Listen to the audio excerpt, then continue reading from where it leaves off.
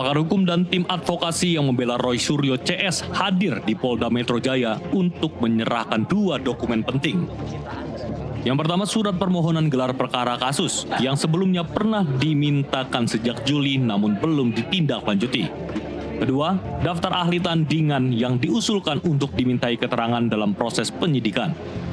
Tim hukum menyebut keterangan ahli sebelumnya dinilai tidak kompeten dan tidak memiliki kewenangan menafsirkan Undang-Undang ITE.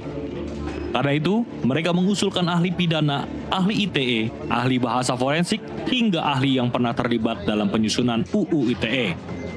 Tim hukum menegaskan bahwa Roy Suryo CS tidak pernah melakukan editing atau rekayasa dokumen, dan menyebut tuduhan terhadap mereka tidak didukung bukti empiris. Mereka juga mengkritik narasi damai atau mediasi yang diangkat sejumlah pihak, karena menilai kasus ini adalah murni perkara pidana dan harus diuji di pengadilan. Nah, hari ini kami ada 3 agenda. Yang pertama, mengupdate kegiatan advokasi.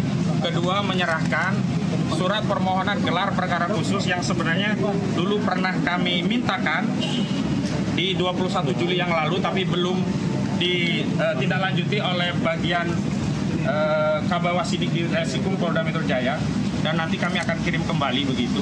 Namun yang pertama ingin kami tegaskan bahwa tim advokasi telah menetapkan sejumlah pihak yang kami beri kewenangan resmi untuk bertindak atas nama tim advokasi dan klien kami.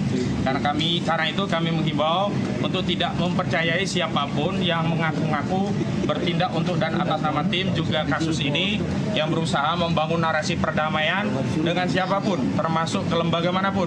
Dan sekali lagi tidak ada perdamaian dengan kepalsuan. Jadi salah besar, bukan analog. Jadi dari situ yang salah. Kemudian ahli linguistik, ahli bahasa, itu juga sudah punya sertifikat, baik nasional maupun di atas itu.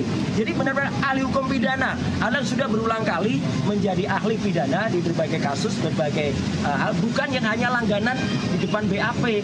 Ya, jadi kami lihat ahli-ahli yang mereka lakukan itu satu, ya, tidak pernah berkualifikasi seperti itu, hanya bisa membaca undang-undang, bukan pembuat undang-undang, jadi nggak bisa dong menafsirkan undang-undang. Saya kebetulan yang membuat juga, tapi karena saya dalam hal ini yang diajukan statusnya menjadi tersangka, maka saya nggak bisa. Tapi yang di atas saya inilah orang yang bersama-sama saya dulu, ya, yang dulu ikut dan dia di sisi pemerintah, saya di sisi individu. Jadi saya kira itu ya clear apa agenda kita hari ini. Sekaligus juga kita mengajukan gelar perkara khusus untuk supaya apa? Kasus ini supaya terang benderang diketahui oleh masyarakat dan lainnya. Tim hukum Roy Suryo CS menegaskan akan terus mendorong pemeriksaan yang dinilai berkeadilan dan transparan, serta menyiapkan saksi dan ahli tambahan untuk tahap persidangan.